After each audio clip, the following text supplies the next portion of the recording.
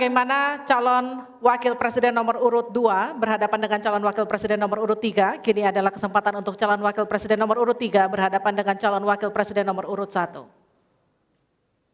Silakan Pak, waktu Anda. Bertanya 1 menit. Kami persilakan Pak Mahfud. Baik, Bapak Cawapres Pak Muhaimin, saya melihat ya di dalam visi misi Anda itu ada rayaan I-Core 45. Efisiensi akan meningkat. Nah, Pak, kalau itu bisa dicapai seperti di tahun 89, 91, maka pertumbuhan ekonomi kita ini bisa mencapai 7% loh.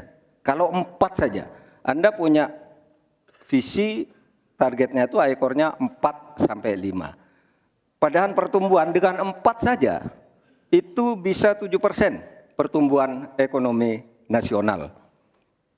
Sehingga dengan demikian saya kok jadi ingin tahu kenapa di dalam visi misi Anda tingkat pertumbuhan yang ditargetkan hanya 5 sampai 65. Kok tidak berani 7? Kalau 4 apalagi sampai 5 seharusnya berani sampai 7 selesai. Silakan waktu Anda 2 menit. Terima kasih. Kalau membuat target pertumbuhan bisa saja 7-8% bisa saja.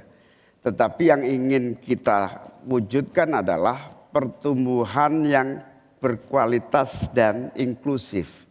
Di mana setiap pertumbuhan itu memiliki apa yang disebut sebagai dampak langsung di dalam penyerapan tenaga kerja, di dalam peningkatan pendapatan masyarakat, di dalam satu percepatan pemerataan pembangunan.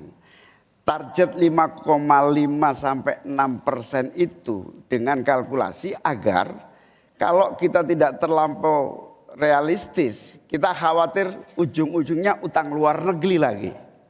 Utang luar negeri yang terlampau banyak ini mengakibatkan beban bukan hanya pemerintahan hari ini, tetapi juga anak turun kita akan mengalami banyak beban utang yang panjang.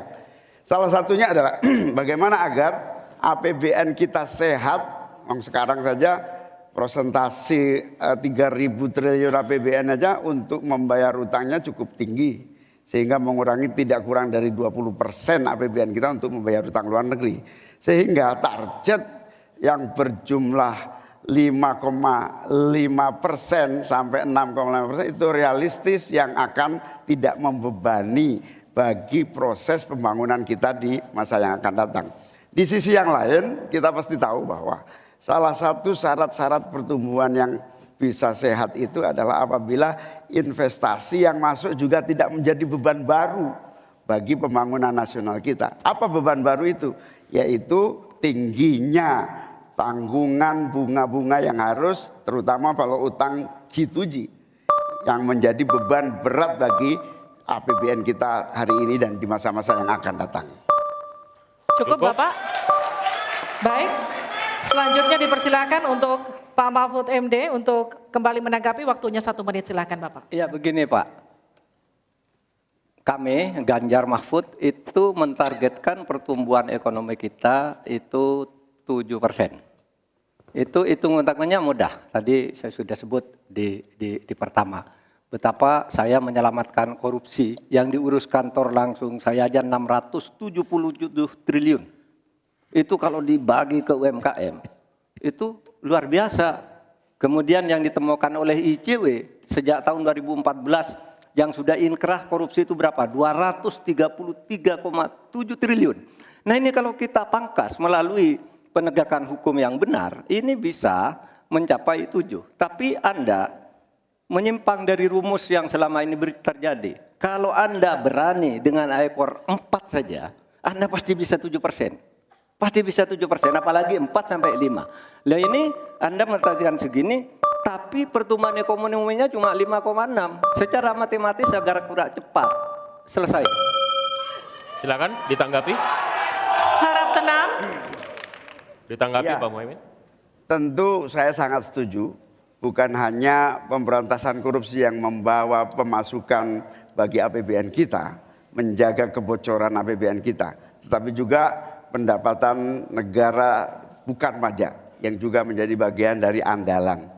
Akan tetapi kita juga harus realistis bahwa 7% itu bisa jadi cuma omong kosong, di mana kenyataannya setelah APBN kita jalan sampai hari ini aja 5% yang diterapkan oleh pemerintah hari ini juga masih mengalami banyak kontraksi. Dalam arti utang luar negeri masih menjadi andalan utama, sekaligus kita juga menyaksikan bagaimana 5% itu realnya di lapangan tidak sampai 5%.